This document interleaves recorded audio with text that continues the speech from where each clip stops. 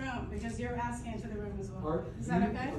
Associate Dean, what would you like to say? The room will talk to you. Is that okay? Because you are also talking to the room. You asked for an administrator. She is an administrator. You just asked for an administrator in here. Do you want an echo chamber or do you want someone? Can I say something, Tim? Is that okay? Is that okay? So you've invited me to speak here, and I'm being heckled nonstop. And I'm just asking for an administrator to sign. That's an Your racism is showing. Wait, Respect black women. if you want a marketplace of ideas, you have gotten what you wanted, take Can it. I help? Like, do you want an echo chamber? What's the issue? Can I help? I guess I have prepared remarks, but they're And I not want letting, you to be able they're to, not I letting want me you to be get. able to get prepared. Go. Okay. Yes, please. And I had to write something down because I'm so uncomfortable up here. And I don't say that for sympathy. I just say I'm deeply, deeply uncomfortable. I'm uncomfortable because this event is tearing at the fabric of this community that I care about and I'm here to support. And I don't know, and I have to ask myself, and I'm not a cynic to ask this, is the juice worth the squeeze? Is this worth it? Like I said, this is a setup. It isn't a setup. But for many people in this law school who work here, who study here, and who live here, your advocacy, your opinions from the bench land as absolute disenfranchisement of their rights and does land. Let me please.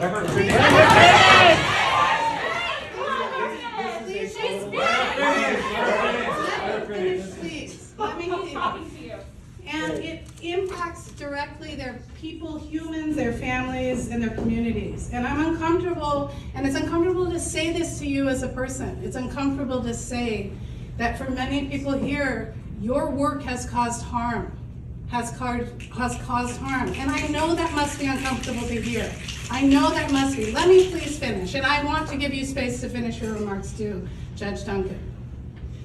I'm also uncomfortable because many of the people in the room here I've come to care for, and in my role at this university, my job is to create a space of belonging for all people in this institution. And that is hard and messy and not easy, and the answers are not black or white or right or wrong. This is actually part of the creation of belonging. And it doesn't feel comfortable, and it doesn't always feel safe, but there are always places of safety, and there is always an intention from this administration to make sure you all can be in a place where you feel fully you can be here, learn, grow into the amazing advocates and lawyers and leaders that you're going to be. I'm also uncomfortable because it is my job to say you are invited into this space. You are absolutely welcome in this space that people learn and again live.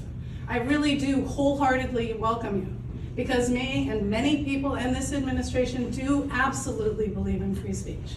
We believe that it is necessary. We believe that the way to address speech that feels abhorrent, that feels harmful, that literally denies the humanity of people, that one way to do that is with more speech and not less.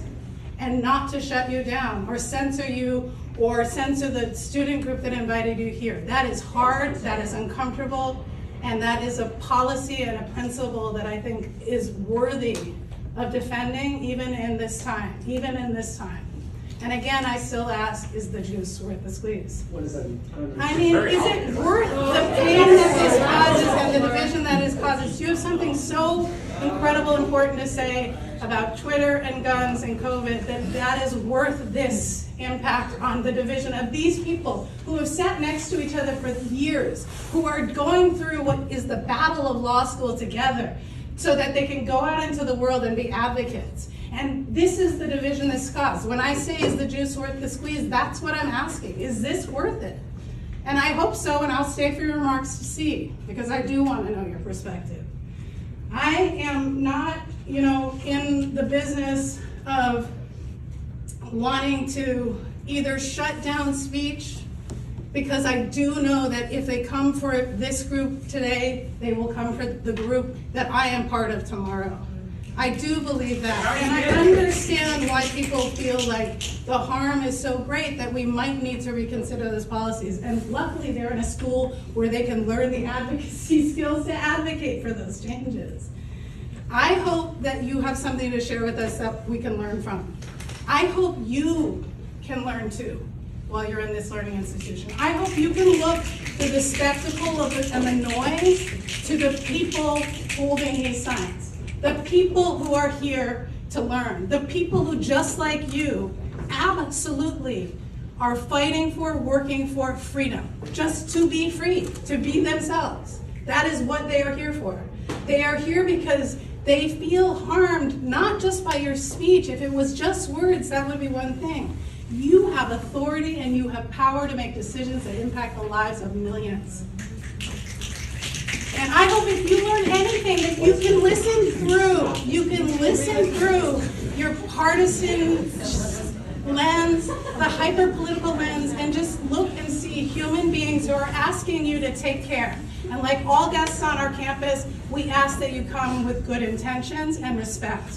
And I do want to hear your remarks, and I do want to say thank you for protecting the free speech that we value here of our speakers and of our protesters. And I want to remind you all of one thing. I chose to be here today. You all chose to be here today. Many people go before Judge Duncan who do not necessarily choose to be there. And they have to listen to everything he says. Literally thousands of people. You have a choice. You do not need to stay here if this is not where you want to be.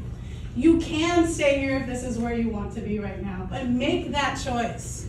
If you do choose to stay here, I do think we should give space to hear what Judge Duncan has to say. And I hope that also you will take question and answer and comment section to say what you need to say and to ask the questions you need to ask. I'm really grateful to be in this institution. I look out and I don't ask what is going on here. I look out and I say, I'm glad this is going on here.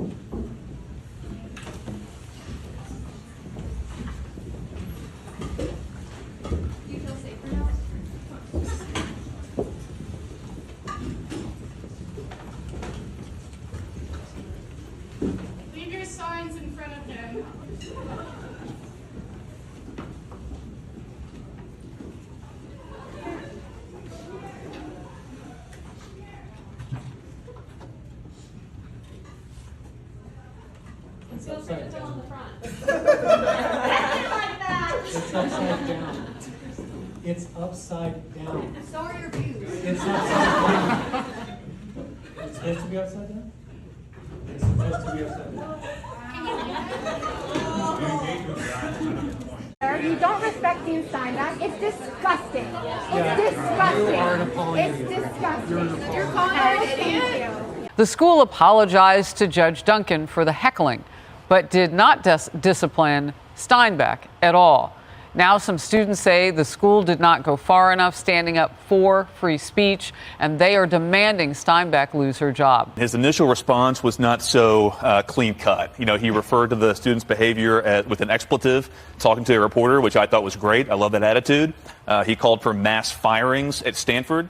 I want to see more of that, from these conservative judges. I think, Judge Duncan might be considered for a Supreme Court appointment, if it were me making the decision. If they let him speak. This is Stanford Law School. This is, one of the best schools in the world.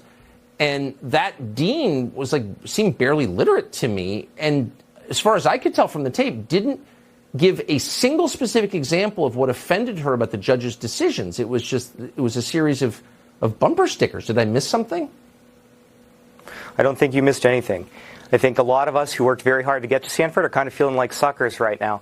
But, you get here, you experience this, you sort of see that there's a mob, and there's a way you're expected to think.